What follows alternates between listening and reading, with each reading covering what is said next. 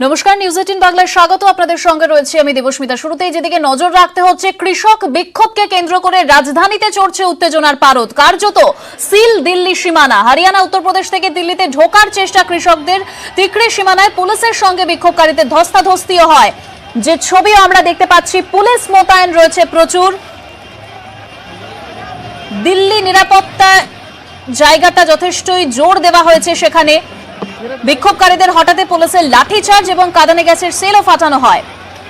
রবি মিশ্র আমাদের প্রতিনিধি রয়েছে টেলিফোন লাইনে। যেটা জানতে চাইবো প্রথমেই, যে দিল্লিতে ঢোকার যে এন্ট্রি পয়েন্টগুলো রয়েছে সেগুলো সমস্তই ব্লক করে রাখা হয়েছে, কি পরিস্থিতি এই মুহূর্তে? आपको बता देना चाहूंगा कि जो दिल्ली की जो सीमाएं हैं जो हरियाणा से जुड़ी हुई हैं, वहां पे लाखों की संख्या में किसान दिल्ली में घुसने की कोशिश कर रहे हैं। सुरक्षा बल के जवान वहां मौजूद हैं जो कि किसानों को रोकने की कोशिश कर रहे हैं, मगर किसान कोशिश कर रहे हैं अंदर जाने की, जिसके बाद देखा गया कि लाठी चार्ज करना पड़ा। जो पुलिस बैरिकेडिंग है, किसानों ने उसे तोड़ने की कोशिश की, आंसू गैस गोले छोड़े गए और अभी भी किसान दिल्ली में दाखिल होने की पुरजोर कोशिश कर रहे हैं। ये सीमाएं हैं हरियाणा दिल्ली की सीमाएं, जो कि सिंधु बॉर्डर है, हरियाणा करनाल बॉर्डर है। यहाँ पर काफी संख्या में किसान पहुंचे हुए हैं जो कि अपने के साथ हैं और उनका मानना है कि उनको दिल्ली पहुंचकर अपनी आवाज बुलंद करनी है। इसके लिए किसान कोशिश कर रहे हैं। अब ये होगा कि क्या वो दिल्ली की सीमाओं को पार कर पाते हैं या नहीं। जी, एक बात जानना चाहेंगे आपके पास से, क्योंकि यहाँ पे जो एग्रीकल्चर मिनिस्टर है वो भी बात करना चाह रहा है। 3 दिसंबर को बुलाया गया है फार्मर्स को। अभी फार्मर्स का रिएक्शन क्या है, क्योंकि राजनाथ सिंह ने भी अपील किया है? जी बिल्कुल, देखिए आपने सही कहा कि 3 दिसंबर को विज्ञान भवन में एक महत्वपूर्ण बैठक होने वाली है। इस बैठक में तमाम किसानों की जथेबंदी विज्ञान भवन में जाएंगी और कृषि मंत्रालय से उनकी बातचीत होगी, मुलाकात होगा। मगर आपको बता दूं कि एमएसपी, जो कि एक बहुत बड़ा सवाल है, किसान चाहते हैं कि एमएसपी में कोई फेरबदल ना हो। इसकी मांगों को लेकर वो अड़े हुए हैं। अब देखना ये है कि केंद्र सरकार और किसानों की जो मुलाकात होती है वो कितनी सकारात्मक होती है। जी, ड्रोन से भी नजरदारी किया जा रहा है, वहां पे दिख रहा है हम लोगों को विजुअल में। आपको क्या दिख रहा है वहां पे? जी देखिए, यहाँ पे बहुत हैवी डिप्लॉयमेंट है पुलिस की। बीएसएफ के जवान हैं, रैपिड एक्शन फोर्स है, दिल्ली पुलिस के जवान हैं, बैरिकेडिंग्स कर लगा रखी है, हाथ में लाठी है, सिक्योरिटी बोर्ड ले रखे हुए हैं। पुलिस के और किसानों के बीच में भी मुठभेड़ हो रही है, जगह जगह से खबरें आ रही हैं। किसान कोशिश कर रहे हैं अंदर जाने की, किसी भी प्रकार की अनहोनी ना हो, किसी प्रकार की दुर्घटना ना हो, इसके लिए ड्रोन से भी निगरानी रखी जाती है। दिल्ली की तमाम सीमाएं जो कि दिल्ली में दाखिल होती हैं, उन सीमाओं पर पुलिस सुरक्षा की हैवी डिप्लॉयमेंट्स है। अब देखना ये है कि ये देर शाम होते होते क्या किसान दिल्ली की सीमा को पार कर राजधानी दिल्ली में केंद्र सरकार के खिलाफ अपनी आवाज बुलंद कर पाते हैं या नहीं। जी শুক্রিয়া রবি। ড্রোনের মাধ্যমেও সেখানে নজরদারি চালানো হচ্ছে, কারণ হরিয়ানা, উত্তরপ্রদেশ থেকে দিল্লিতে ঢোকার চেষ্টা করছে কৃষকরা। তিকড়ি সীমানায় পুলিশের সঙ্গে বিক্ষোভকারীদের ধস্তাধস্তিও হয়, যে ছবি আপনারা দেখতে পাচ্ছেন।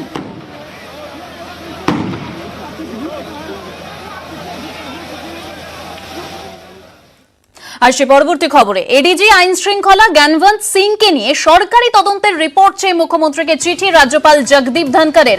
মানবাধিকার লঙ্ঘন করেছেন জ্ঞানবন্ত, এখতিয়ার বহির্ভূত কাজ করেছেন জ্ঞানবন্ত, তোপ রাজ্যপালের। রাজ্যপাল জগদীপ ধনকর তিনি মুখ্যমন্ত্রীকে চিঠি দিয়েছেন। এডিজি আইন শৃঙ্খলা জ্ঞানবন্ত সিংকে নিয়ে তিনি চিঠি দিয়েছেন মুখ্যমন্ত্রীকে। মানবাধিকার লঙ্ঘন করেছেন জ্ঞানবন্ত, এরকমই তার বক্তব্য, এবং এখতিয়ার বহির্ভূত কাজ করেছেন জ্ঞানবন্ত, তোপ রাজ্যপালের। রাজ্যপাল জগদীপ ধনকর তিনি মুখ্যমন্ত্রীকে চিঠি দিয়েছেন। আইপিএস জ্ঞানবন্ত সিংকে নিয়েই তিনি চিঠি দিয়েছেন। মানবাধিকার লঙ্ঘন করেছেন জ্ঞানবন্ত, এখতিয়ারভুক্ত কাজ করেছেন তিনি, এরকমই তোপ রাজ্যপাল জগদীপ ধনকরের। সোমরাজ বন্দ্যোপাধ্যায় আমাদের প্রতিনিধি রয়েছে টেলিফোন লাইনে। সোমরাজ, কি বলতে চেয়েছেন রাজ্যপাল?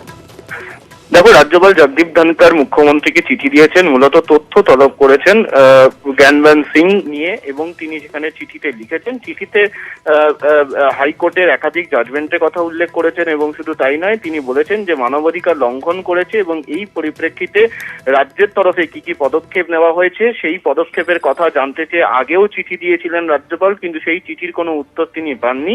তাই আবারও তিনি চিঠি দিচ্ছেন যে কি পদক্ষেপ নিয়েছে রাজ্য সরকার, কোনো তদন্ত করছে নাকি বা কি ধরনের প্রসিডিং করা হচ্ছে, যাবতীয় রিপোর্ট পাঠানোর কথা বলা হয়েছে রাজ্যপাল জগদীপ ধনকরের তরফে।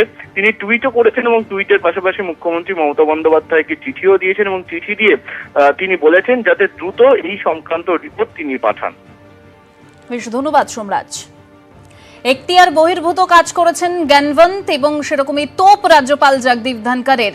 সমস্ত তদন্তের রিপোর্ট চেয়ে পাঠিয়েছেন তিনি। সরকারি তদন্তের রিপোর্ট চেয়েছি, মুখ্যমন্ত্রীকে ফের চিঠি দিয়েছি। রাজ্যপাল জগদীপ ধনকর তিনি টুইট করে এরকম মন্তব্য করেছেন। কি কারণে তথ্য চাপছে সরকার, এই প্রশ্ন তিনি করেছেন। কারণ মানবাধিকার লঙ্ঘন করেছেন জ্ঞানবন্ত সিং এবং সেই জ্ঞানবন্ত সিংকে নিয়ে এবার মুখ্যমন্ত্রীকে চিঠি দিয়েছেন রাজ্যপাল জগদীপ ধনকর। সমস্ত মামলার সরকারি তদন্তের রিপোর্ট চেয়েছেন তিনি। মুখ্যমন্ত্রীকে ফের চিঠি দিয়েছেন রাজ্যপাল জগদীপ ধনকর। কি কারণে তথ্য চাপছে সরকার, এরকমই প্রশ্ন তার। এডিজি আইন শৃঙ্খলা জ্ঞানবন্ত সিংকে নিয়ে সরকারি তদন্তের রিপোর্ট চেয়ে মুখ্যমন্ত্রীকে চিঠি দিয়েছেন রাজ্যপাল জগদীপ ধনকর।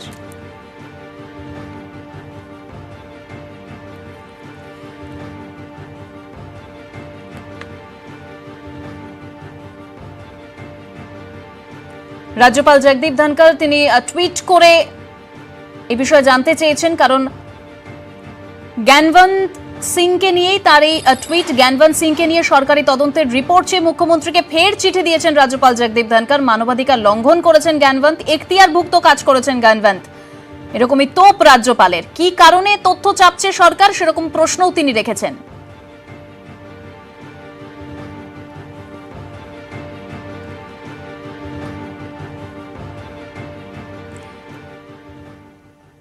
এই বিষয়ে তৃণমূলের কোনো প্রতিক্রিয়া এখনো পর্যন্ত মেলেনি। আর সে পরবর্তী খবরে, ভোটার তালিকা সংশোধন, ইভিএম ও নির্বাচনের প্রাথমিক প্রস্তুতি নিয়ে শুক্রবার ডিএমদের সঙ্গে বৈঠক নির্বাচন কমিশনের। আলোচনা হতে পারে ভোট গ্রহণ কেন্দ্রের নিরাপত্তা ব্যবস্থা নিয়ে। শুক্রবার সকাল 11টায় ডিএমদের সঙ্গে বৈঠকে বসবেন মুখ্য নির্বাচনী আধিকারিক আরিজ আফতাব। উপস্থিত থাকবেন কমিশনের অন্য আধিকারিকরাও। এর আগেও ভিডিও কনফারেন্সের মাধ্যমে বৈঠক হলেও আজ সামনাসামনি ডিএমদের সঙ্গে বৈঠক কমিশনের। তাই অনেক বেশি খোলামেলা আলোচনার সম্ভাবনা থাকছে।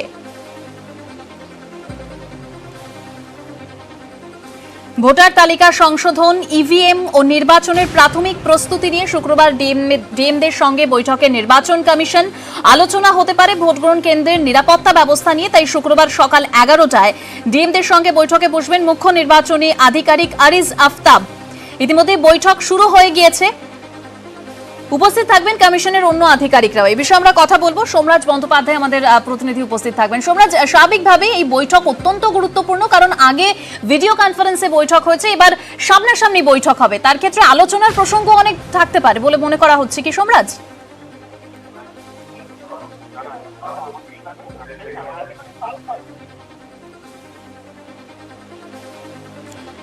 আমরা আবারও সোমরাজের সঙ্গে যোগাযোগ করার অবশ্যই চেষ্টা করব। তার আগে আপনাদের জানিয়ে রাখি, এই নির্বাচনের আগে নির্বাচনের প্রাথমিক প্রস্তুতি নিয়ে শুক্রবার ডিএমদের সঙ্গে বৈঠক নির্বাচন কমিশনের। আলোচনা হতে পারে ভোট গ্রহণ কেন্দ্রের নিরাপত্তা ব্যবস্থা নিয়ে। এই বিষয়ে আমরা কথা বলবো। আমাদের সঙ্গে সোমরাজ রয়েছে, আমাদের প্রতিনিধি। সোমরাজ, যে বিষয়টি জানতে চাইবো, ভিডিও কনফারেন্সে আগে বৈঠক হয়েছে, এবার সামনাসামনি বৈঠক হবে, তাতে আরো আলোচনার প্রসঙ্গ নিশ্চয়ই থাকতে পারে। দেখো, আলোচনার বিষয়বস্তুটাই হচ্ছে রাজ্য বিধানসভা ভোট আগামী বছর এবং সেই বিধানসভা ভোটের প্রস্তুতির যে প্রথম বৈঠক। বিধানসভা ভোটের নিরিখে মূলত বুথ নিরাপত্তা বাহিনী, তার সঙ্গে ভোটের যে যাবতীয় প্রস্তুতি, বিশেষত ইলেকট্রনিক ভোটিং মেশিন, এই সংক্রান্ত বিষয় নিয়ে মূলত আজকের এই আলোচনা। সেক্ষেত্রে কোভিড পরিস্থিতিতে কিভাবে ভোট সম্ভব, জেলা শাসকদের থেকে তাদের কি পরিকল্পনা রয়েছে সেটা জেনে নেওয়া, বিভিন্ন জেলায় কত বুথ রয়েছে। দেখো, এক্ষেত্রে নির্বাচন কমিশনের তরফে ইতিমধ্যে একটা ধারণা দেওয়া হয়েছে যে এবছর বুথের সংখ্যা বাড়ানো হবে। ফলত সেই বুথের সংখ্যা বাড়ানোর দিক থেকে জেলাগুলির কি কি এখনো পর্যন্ত প্রস্তুত হয়েছে, জেলা শাসকদের তাদের নিজেদের জেলা নিয়ে কি পরিকল্পনা রয়েছে, তারা কিভাবে চাইছেন কোভিড পরিস্থিতিতে ভোট পরিচালনা করার, এই আলোচনা আজকের সর্বাধিক গুরুত্বপূর্ণ আলোচনা। দ্বিতীয়ত, অবশ্যই যেহেতু ভোটার তালিকা সংশোধনের কাজ চলছে, সেক্ষেত্রে আমরা জানি যে বেশ কিছুদিন আগেই নির্বাচন কমিশন সর্বদলীয় বৈঠক করেছিল। যেই সর্বদলীয় বৈঠকে বিভিন্ন রাজনৈতিক দল তাদের অভিযোগও জানিয়েছিলেন, বিশেষত ভোটার তালিকা সংশোধন নিয়ে। সেই পরিপ্রেক্ষিতে ভোটার তালিকা সংশোধনের কাজ কিভাবে করছেন, বিভিন্ন জেলার যারা প্রশাসনে রয়েছেন তারা কিভাবে ভোটার তালিকা সংশোধনের কাজ করছেন সেগুলি জেনে নেওয়া। মূলত এই দুটি প্রসঙ্গ নিয়ে আলোচনা। সর্বাধিক গুরুত্বপূর্ণ প্রসঙ্গ হচ্ছে ভোটের প্রস্তুতি এবং কোভিড পরিস্থিতিতে কিভাবে ভোট চাইছেন জেলা শাসকরা, সেটিও নির্বাচন কমিশন জেনে নিতে চাইছেন আজকের বৈঠকে। ধন্যবাদ সোমরাজ। যাওয়ার আগে কিছুক্ষণ আগেই আমরা দেখিয়েছি যে কৃষি আইনের বিরোধিতায় কৃষকরা তারা বিক্ষোভ দেখাচ্ছেন, দিল্লি হরিয়ানা সীমান্ত সেখানে উত্তাল হয়ে উঠেছে, সেই ছবি আমরা দেখিয়েছি। এবং এই মুহূর্তে সিঙ্গুরে লকেট চট্টোপাধ্যায় তিনি কৃষি আইনের সমর্থনে প্রচারে রয়েছেন, সেই ছবি আপনারা দেখতে পাচ্ছেন। একদিকে বিরোধিতার ছবি এবং একদিকে তারই সমর্থনে প্রচারে রয়েছেন লকেট চট্টোপাধ্যায়। সিঙ্গুরের ছবিটাও ধরা পড়েছে। কি বলছেন তিনি লকেট চট্টোপাধ্যায় প্রচারে বেরিয়ে, জানবো। আমাদের প্রতিনিধি রানা কর্মকার আমাদের সঙ্গে টেলিফোনে রয়েছে। রানা, কি বলছেন লকেট চট্টোপাধ্যায় প্রচারে? হ্যাঁ দেখো, যেটা হচ্ছে কিন্তু 2021 নির্বাচন যত এগিয়ে আসছে ততই কিন্তু সিঙ্গুরটাকে মানে পাখির চোখ করে একদম মানে গতকাল থেকে বলা যেতে পারে বিজেপি লকেট চট্টোপাধ্যায় তিনি কিন্তু এই কেন্দ্রীয় সরকারের যে কৃষক মানে যে বিল এনেছে সেই বিলের আইন নিয়ে কালকে ইতিমধ্যেই যে কৃষকের সাথে কথা বলেছেন। পাশাপাশি আজ সকাল থেকে একদিকে যেমন কৃষি বিল নিয়ে যেমন প্রচার করছেন, সেরকম পাশাপাশি কর্মীদের সঙ্গে জনসংযোগ করছেন, সব এলাকার মানুষের সঙ্গে জনসংযোগের জন্য তিনি আজ সকালে নিজে স্কুটি চালিয়ে তিনি পড়ার যে কাপাসিয়া গ্রামগুলো তারা ঘোরেন। এখন মানে তিনি মানে কর্মীদের সঙ্গে কর্মী বৈঠক করছেন, যেটা থেকে তার একটাই হচ্ছে দাবি যে এই সিঙ্গুর থেকে মানে যখন একটা সরকারে উত্থান হয়েছিল মমতা বন্দ্যোপাধ্যায়, এই সিঙ্গুর থেকেই তিনি পদ্মফুল ফোটাতে চান আগামী বিধানসভা যে নির্বাচন আসছে।